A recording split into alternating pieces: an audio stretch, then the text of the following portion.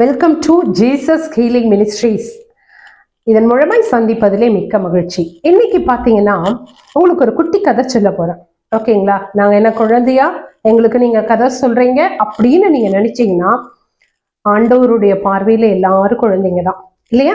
அப்போ ஆவியானவர் இந்த கதையை உங்ககிட்ட சொல்லணும்னு சொன்னதுனாலதான் இன்னைக்கு நான் சொல்ல போறேன். சரிங்களா? ஒரு ராஜா இருக்காரு. அந்த ராஜா என்ன செய்யறாருன்னா, ஒரு அனௌன்ஸ்மெண்ட் கொடுக்குறாரு. நாளைக்கு காலையில 6 மணில இருந்து ஈவினிங் 6 மணி வரைக்கும் அரண்மனை என்ன இருக்கும், திறந்திருக்கும். கஜானாலாம் திறந்திருக்கும். அதுல இருக்கிற எல்லாமே யார் வேணாலும் என்ன பண்ணிக்கலாம், அரண்மனையில இருக்கிற எல்லாத்தையும் யார் வேணாலும் எடுத்துக்கலாம் அப்படின்னு சொல்லி என்ன செய்திருக்காங்க, ஒரு அனௌன்ஸ்மெண்ட் போட்டாங்க. காலையில 6 மணி ஆனோடனே அரண்மனை எல்லாம் திறக்கப்பட்ட உடனே பாத்தீங்கன்னா நிறைய பேரு அந்த ஊர் மக்கள் எல்லாம் ஓடி ஓடி ஓடி தங்கம் வெள்ளி பொன் எல்லாம் எடுத்துட்டு என்ன செய்யறாங்க, வீட்டுல கொண்டு போய் ஸ்டோரேஜ் பண்ணிட்டு இருக்காங்க, சேமிச்சுட்டு இருக்காங்க. அப்போ காலையில 6:30 மணிக்கெல்லாம் ஒரு ஏழை விவசாயி என்ன பண்றாரு, ராஜாவுக்கு எதிர்த்த மாதிரி வந்து நின்னுட்டாரு.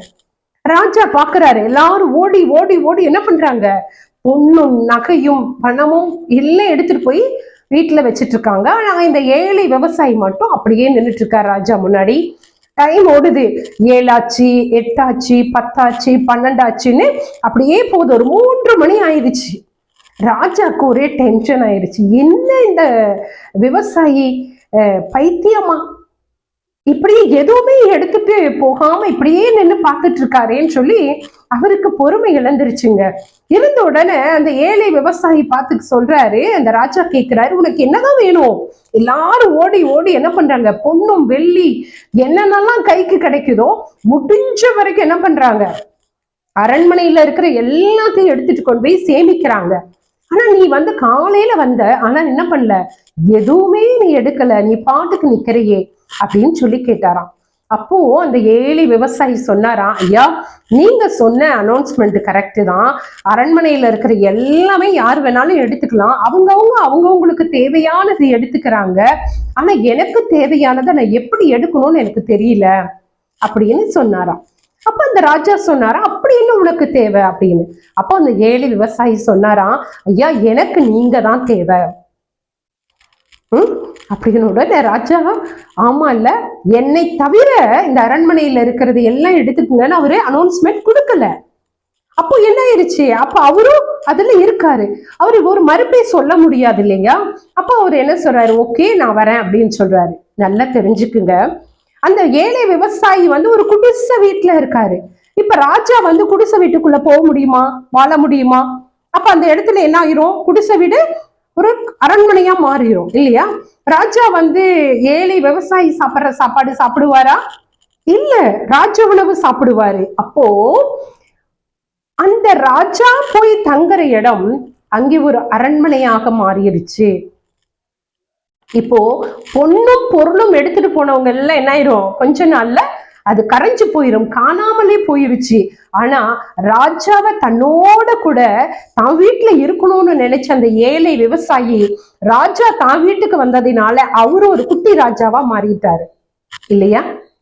இதை கேட்டுக்கொண்டு இருக்கிற தேவ பிள்ளைகளே, இது ஒரு குட்டி கதையா கூட இருக்கலாம். இதுல எவ்வளவு தெரியுமா ஆவிக்குரிய வசனம் இருக்கு, விஷயங்கள் இருக்கு. இன்னைக்கு நம்ம கூட இந்த உலகத்துல பல காரியத்துக்கு ஓடி ஓடி ஓடி ஓடி என்ன பண்றோம், எல்லாத்தையும் சேமிக்கிறோம். ஆனா அதெல்லாம் கரைஞ்சு போயிடும், காணாமல் போயிடும்.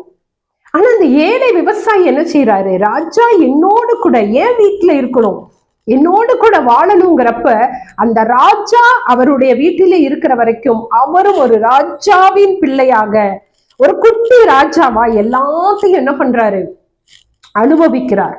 இந்த காலை நேரத்துல நீங்களும் கூட என்றைக்காவது வானத்தையும் பூமியும் உண்டாக்கின ராஜாதி ராஜாவாகிய இயேசு சுவாமிய உங்க வீட்டுக்குள்ள கூப்பிட்டுருக்கீங்களா? கூப்பிடல நிறைய பேரு. நம்ம ஜெபிக்கிறோமே தவிர யாராவது ஒருவர் என் வீட்டுக்குள்ள ஏசப்பா நீங்க வாங்க, என் வீட்டுல வந்து தங்குங்க, எனக்குள்ள தங்குங்க அப்படி நம்ம கூப்பிட்டிருந்தா இன்னைக்கு நீங்களும் அவருக்குண்டான அத்தனை ஆசீர்வாதத்தையும் பெற்று நீங்களும் கூட ராஜாதி ராஜாவினுடைய பிள்ளையாக நீங்க என்ன பண்ணுவீங்க, வாழ்ந்துட்டு இருப்பீங்க. அந்த ஏழை விவசாயிக்கு இருந்த ஞானம் இன்னைக்கு நமக்கு இருக்கணும் இல்லையா? இதுவரையும் நீங்க அந்த மற்ற மனிதர்களை போல நம்ம இந்த உலகத்துல இருக்கிற ஆஸ்தி, அந்தஸ்து, கௌரவம் இப்படி ஓடி ஓடி ஓடி பொண்ணும் பொருளும் சேர்க்கிறதை காட்டிலும் ராஜாதி ராஜாவை நம் வீட்டுக்குள் கூப்பிட்டு, ஆண்டவரே என் வீட்டுக்குள்ள வாங்க, ஆண்டவரே என்னோடு கூட நீங்க தங்குங்க. வருவாரு அப்படியெல்லாம் கூப்பிட்டா ஆண்டி?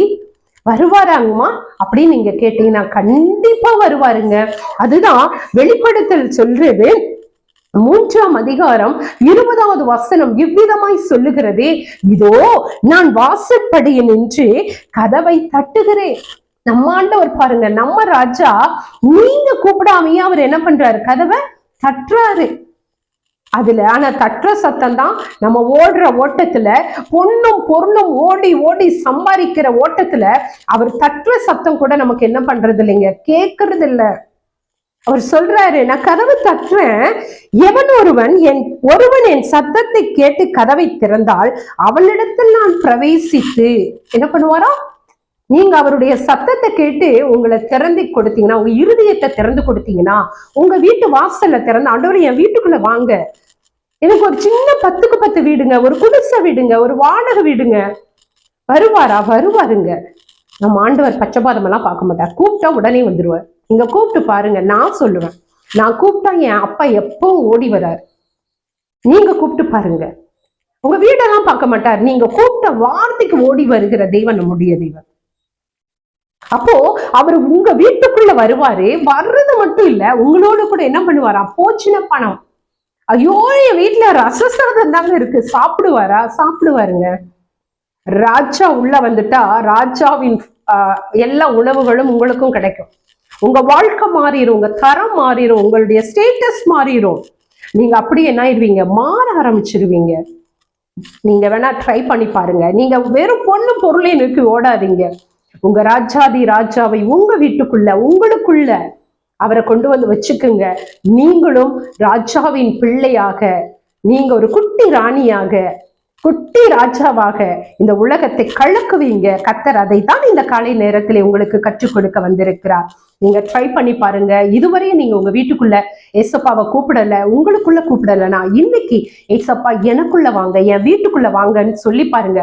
உங்க வீட்டின் நிலையெல்லாம் மாற ஆரம்பிச்சிரும். நீங்களும் மாற ஆரம்பிச்சிருவீங்க. அப்புறம் எப்பவும் என்ன இருக்கும்? ஏசு சுவாமி வந்த வீட்டிலே சந்தோஷம், இயேசு சுவாமி வந்த வீட்டிலே சமாதானம், சுகம், பலன் எல்லாம் இருக்கும். நீங்க ட்ரை பண்ணி பாருங்க. இன்றைக்கு இந்த வார்த்தையை கேட்டு முடிச்ச உடனே நீங்க கூப்பிடுங்க, ஏசப்பா என் வீட்டுக்குள்ள வாங்க அப்படின்னு சொல்லுங்க. என் ராஜாதி ராஜா உங்க வீட்டுக்குள்ள வந்துட்டாருன்னா நீங்களும் ஒரு ராஜாவாக மாறி விடுவீர்கள். ட்ரை பண்ணுவீங்களா? God bless you.